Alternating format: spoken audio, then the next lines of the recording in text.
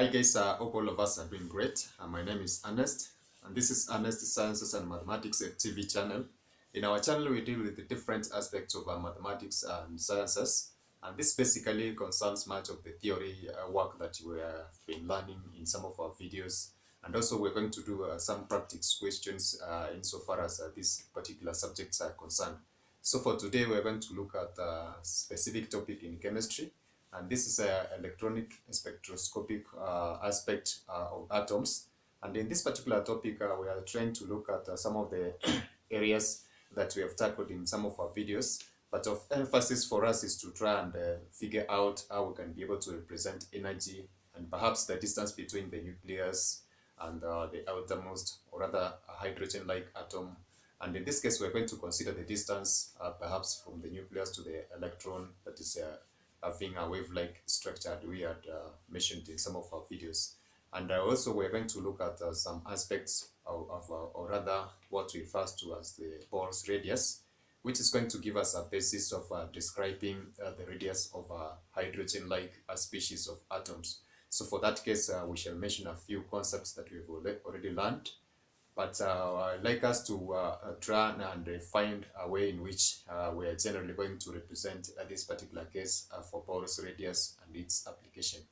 So for that case, thank you and welcome. So as I've said, we are going to look at a particular generic case for electronic spectroscopy of atoms. And in our discussion match, we are going to rely on the hydrogen-like atom that of course, we have discussed in some of our videos that was described by Bohr, Niels Bohr. And in this case, that is going to open for us a window of trying to understand from the perspective of spectroscopy, how we can be able to represent the radius and perhaps other aspects like energy of a hydrogen-like atom. Now, why is it important for us to study this concept of the spectrum, especially of the hydrogen-like atoms that I've mentioned? Now, this finds wide applications in some of our areas that we come across in our day-to-day life. Especially of importance for us is to create an emphasis on this quantization idea that we have mentioned in some of our videos concerning the Max Planck's advancement and the subsequent developments that came about to back up the concept of quantum chemistry. Now, we're also going to look at that in astronomy, this particular sense of the spectroscopy is going to assist much in trying to determine the essence of elements, especially in space. So this is the aspect of spectroscopy is going to assist us in determining the presence of some of the elements that we're going to see, or the composition of objects in space. And there's some aspects like the temperature, their temperature, and perhaps we're going to see that also some aspects of the magnetic field that they are going to display at that particular spaces, or rather that particular areas in space. So in this sense, this is going to be relevant for us. Among other applications that we're going to see in our discussion, those are some of the areas we are going to find application of this particular aspect, or rather of trying to know the characteristic of a hydrogen atom insofar as its spectrum is concerned. Now, we're going to remind ourselves of a few tips that we have learned, which are going to be very relevant for us in understanding this specific concept. And this is the concept of the structure of a hydrogen-like atom that we had represented in our earlier video. So I'm going to have this particular illustration, basically, that we had mentioned concerning the standing wave. And this was in relation to Bohr's quantization condition that we had given for this electron nucleus system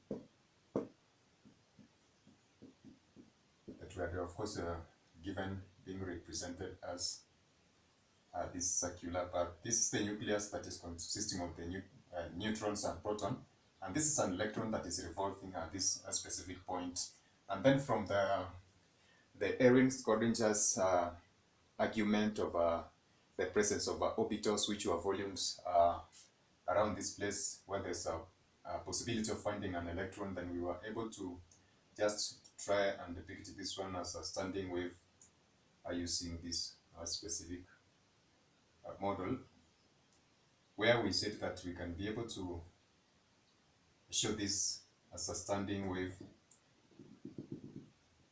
using this specific illustration. I'm just going to do a rough sketch. So in this case, we said that from the anatomy of a wave, we have discussed there are different parts of a wave. And if we are going to assume that this is a cloud, electron cloud that is found around the nucleus, if you're going to assume that this is in form of a standing wave, then we can be able to say that one of the characteristics of a wave that we had mentioned is that it contains nodes, and then there's wavelengths which we had given in terms of lambda. So therefore, if you have tried to look at this one as a wave, then therefore this would be a node, and this is another node. So the distance between two successive nodes is going to form a lambda, which is basically our wavelength. Now try to look at this electron cloud as a continuous ring that is forming around this nucleus, and therefore it's going to form a circumference of that particular atom at that particular level. So as we said, there are different energy levels. So for this particular hydrogen-like or hydrogen atom, it's going to have just a single energy level of the 1s orbital that we had measured, which is spherical in shape.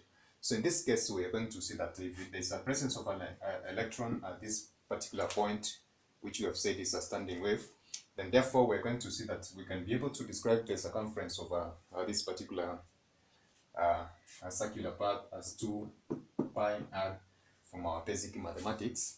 And therefore, if this particular circumference is made up of a number of wavelengths, these are the distance of these particular cycles, then therefore it's going to be an integer number of that particular wavelength, therefore trying to give us a clue on the relationship that exists between this circumference and then the number of those cycles present.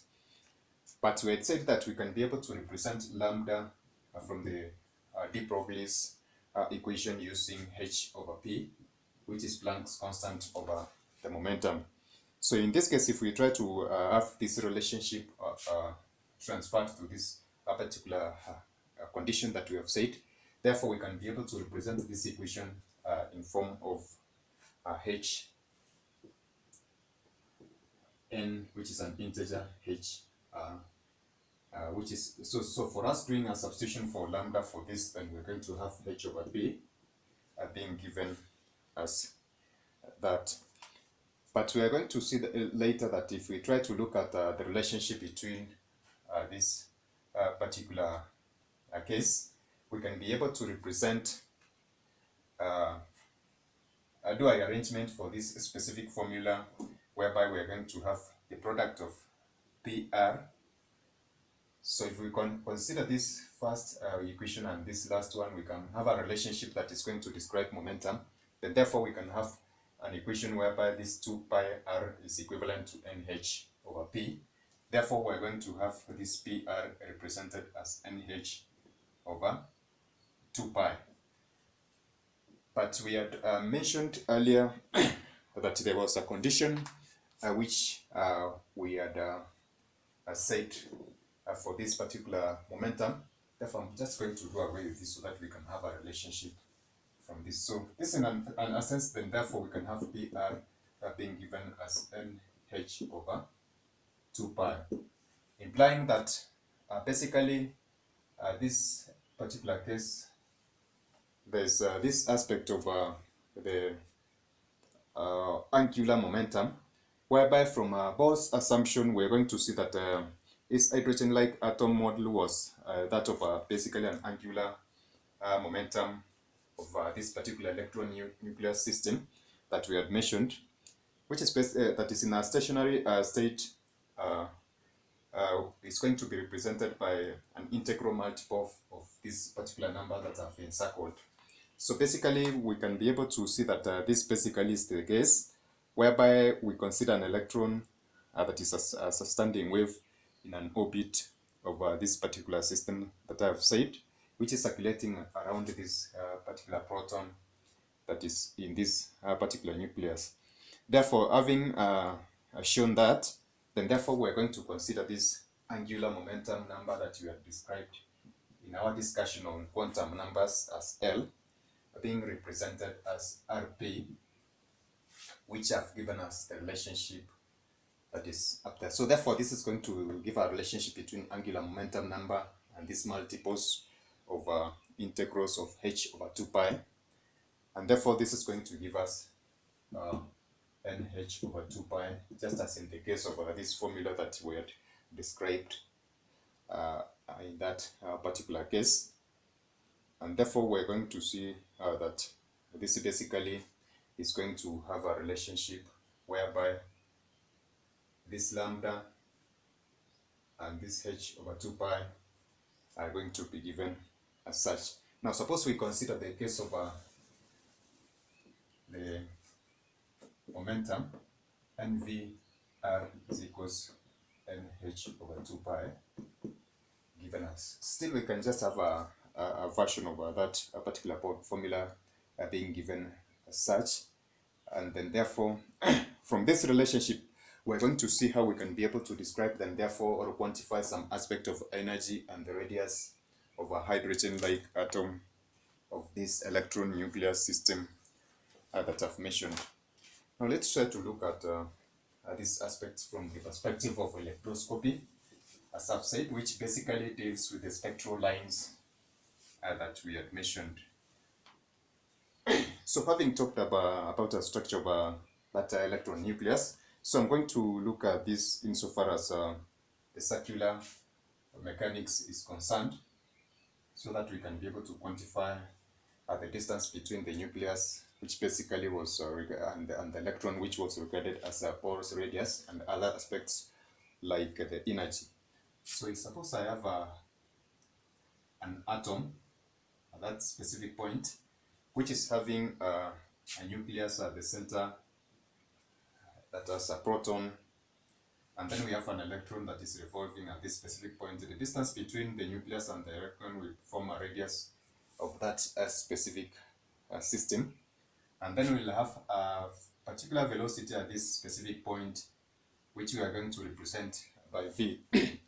Now, there are other aspects of this particular hydrogen species or hydrogen atom that we are going to consider, whereby we're going to see that specifically the aspect of electronic spectroscopy is going to deal with the transitions involving electrons in the valence shell, just like in the case of this hydrogen-like or hydrogen atom, whereby the electrons being angular momentum and the orbital angular momentum will interact and give a total angular momentum, which is going to determine the energy of this particular species.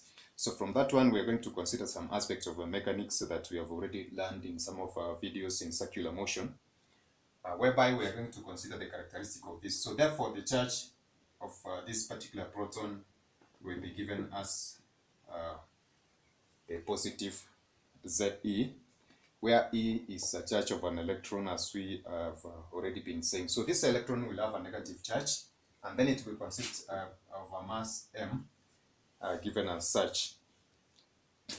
So therefore, we are going to consider this as specific characteristics, whereby we're going to see that this electron, as we said, will be having a mass of A, and this is a constant which is known as well, and then a mass of m, which is as well known. And then we're going to see that as I've indicated, it's going to travel with a velocity of v around that one, if we consider it to be a stationary body at that particular radius of r. So the distance from the center to the electron is going to be represented as r, and the nucleus will have those particular proton that is going to be represented by this proton charge of Z. And therefore, now for this particular system, there are some cases we had just a question to the aspect of an electron revolving around this circular path and not collapsing into the system. And we had said that for this system to be stable, there are some aspects that we're going to consider, especially concerning the Coulombic forces that we had mentioned in circular motion. So therefore, we're going to see that we're going to have an aspect of an electrostatic force of attraction, static force, which is going to play a role in trying to create this stability. Now we're going to represent this electrostatic force using Fa, and which is going to be experienced between the electron and the proton, which is in the nucleus and positively charged. And therefore, we're going to see that this is going to have an effect also on centrifugal force. Centrifugal force. So for this particular system to be stable and this nucleus, this proton to have a balance with this electron to ensure that this circular aspect is maintained, or this nucleus electron system is maintained, this electrostatic force is going to be equal but opposite to the centrifugal force, which is going to be, of course, shown using this specific equation. So the Fa, which is electrostatic force, is going to be equivalent to a negative electrostatic force, and therefore we're going to have that equation represented as such. So therefore, if we want to see the relationship that is going to exist from this, we have already looked at from the Coulombic aspect the relationship that we can be able to give to an electrostatic force. And we said that the electrostatic force for this particular kind of a system is directly proportional to the product of the charges of those two particles, which is a proton and an electron, and inversely proportional to the square of the distance between the two particles that of course have a separation distance of r, of course, which I've said. Therefore, we can develop a relationship and then to say that this basically is going to be given as, now there's a constant of proportionality insofar as these forces of attraction are concerned, and of course it's going to be given as 1 over 4 pi epsilon naught, and this is refers to what we call a proportionality constant, whose SI unit, of course, we're going to see later, and this is known as the epsilon naught. This is a permittivity, which is a permittivity of course, a vacuum, or sometimes we refer to as a free space, which is also another constant. So therefore, this relationship will be given as a negative value.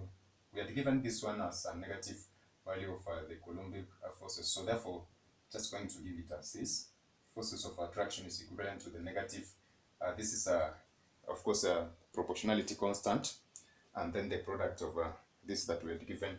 So this is going to be ZE squared, having catered for this specific negative at this specific point, and then we are going to have over the square of radius, which is a distance between them.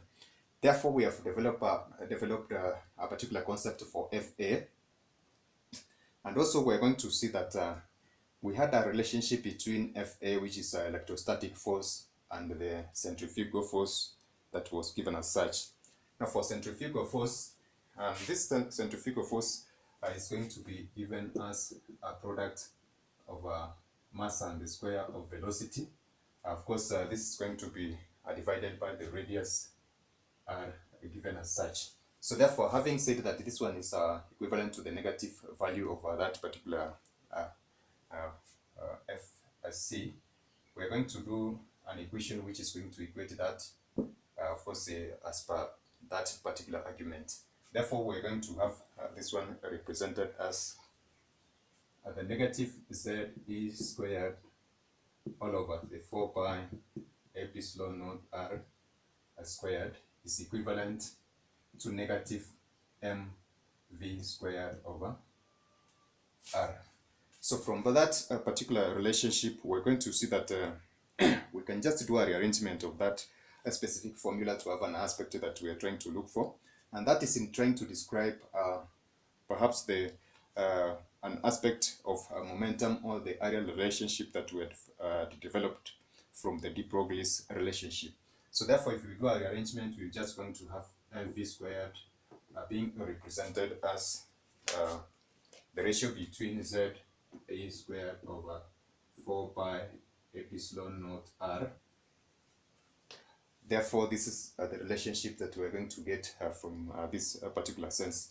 Now, in trying to bring in the aspect of the de Broglie's relationship, you can see that this aspect is going, of course, to try and give us the aspect of momentum. So, and therefore, I'm going to have this from our last equation we had given, which we said that PR, as per the electron nucleus system that we had described for a standing wave of that electron crowd, we had said that PR is, of course, equivalent to NH over 2 pi, and therefore this one we can expand it to MVR, where MV is momentum, is a product, is a ratio between this particular two. Therefore, if we try to look at this one and this one, therefore, we can be able to have a relationship or have an equation for V, which is velocity, which will be given as NH all over. We're making this one the subject, so NH over 2 pi, and then we're going to have this one given as MR. So that is going to give velocity. So therefore, we can still square this one to find the V squared in this particular case, for us to try and do a comparison with the de Broglie's relationship with this aspect of the forces of attraction and the, of course, the FA and the FC that we had described for those two particular relationships. Therefore, we're going to have V squared represented as the square of N, the square of H, all over 4 pi squared M squared R squared. So in this particular case, we can be able to see that we are having a part of that particular formula. So if we try to compare this, of course, we're going to see that this MV squared, which is equivalent to this one, can be able to be given as this particular formula times M. So therefore, that in an aspect explains that if we try to multiply this particular formula with M on both sides, we're going to have what we call, of course, this particular case. So therefore, we can be able to have this one as such. Let me just do a summary. We have M and then M on this other side, then therefore this particular case is going to be equivalent to this. Therefore, we can be able to relate this particular aspect with this one, and therefore that is going to give us a result of just have this one out. So therefore, if we try to have a relationship from this particular in this particular case that we have developed with this, then therefore we can equate this one, this part on the left right side of the formula, and we're going to have a Z E squared all over 4 pi. This is epsilon naught R is equivalent to this N squared H squared over 4 pi squared M R squared. So having seen that a multiplication for this, we just have this one given as M. So therefore, this is going to be the relationship that we're going to achieve from the de Broglie's relationship and these forces of attraction and the centrifugal force that we had said. So therefore, from this particular illustration, therefore, we can be able to make R the subject of the formula from this relationship, which is going to depict the relationship between Bohr's relationship and the forces of attraction in this particular system and the centrifugal force. And R is going to be given as M squared H squared epsilon naught, and then all over. This is a pi M Z E squared. So So in this case, this particular radius is going to give us the R for this electron cloud system. I mean the electron nucleus system, which basically is going to be referred to as Bohr's radius. And now this Bohr's radius consists of a number of constants that we have already been using. And therefore, if we try to do a substitution for this specific or various constants which are appearing in this particular formula, we're going to see that this one is the quantum number, the principal quantum number that we had mentioned for, of course, trying to describe the quantum numbers. And this is the constant which is Planck's constant. And the permittivity that we had mentioned for epsilon naught, of course, is a known value. Pi is also a known constant. The mass of an electron, of course, is going to be given as also another known constant. And this is the charge of an electron which has been squared. And therefore, that's the charge of a proton which has been given as Z. And therefore, we're going to do a direct substitution for that. And this is for a hydrogen-like atom. We said that this is a quantum, this is the energy levels for the quantum number, which is, so basically this is an energy level for N1.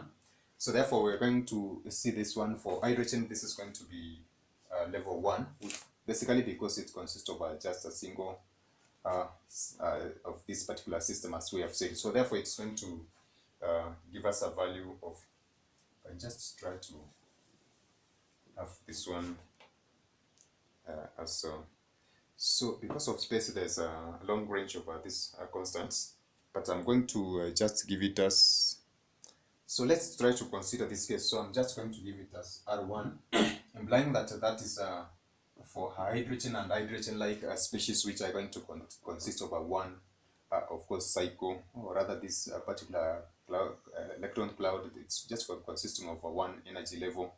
Therefore, we're going to do a substitution for n. Therefore, it's going to be a square of 1 into Planck's constant, which is 2.6. And then it's going to be times 10 negative 34. And then we're going to have that 1 given as a square times the permittivity is also a known value. So therefore, we're going to consider it negative 12. And this is going to be divided by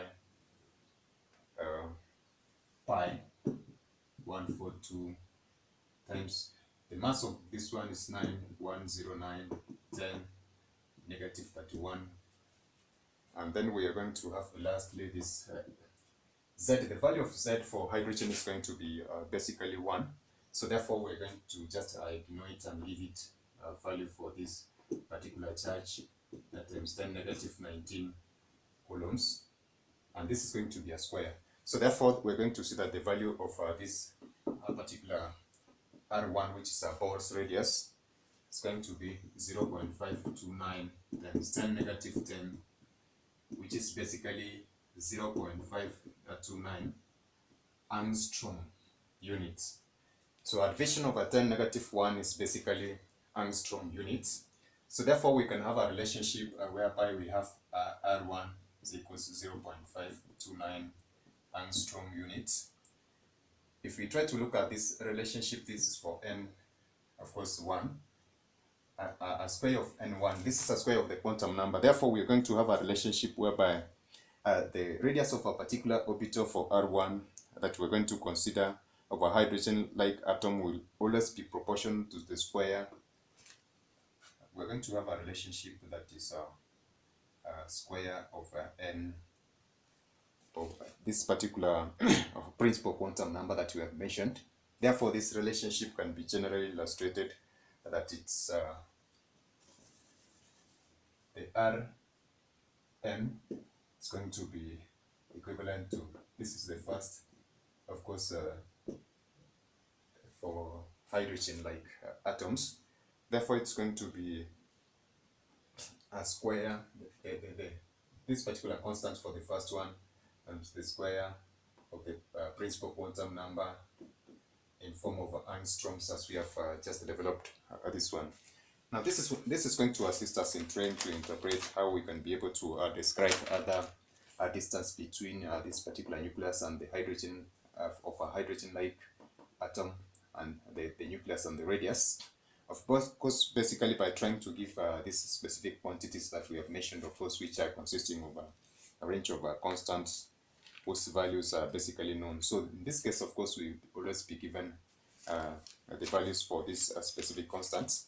And this is how basically we're going to describe the subsequent hydrogen-like modules insofar as their energy is concerned in electronic spectroscopy of these particular atoms. But basically, we're also going to look at other aspects like the energy, and perhaps we can be able to describe various spectral lines that we had mentioned earlier in one of our videos. So in this case, this basically is one aspect that is going to assist us in trying to describe the transition of these particular systems. And we're going to look at the energy of an electron in a hydrogen-like in our next video. So catch us, let's engage in the comment section so that we can be able to have a full comprehensive aspect of how this one can be able to be achieved. So that is this for now. Thank you. God bless you.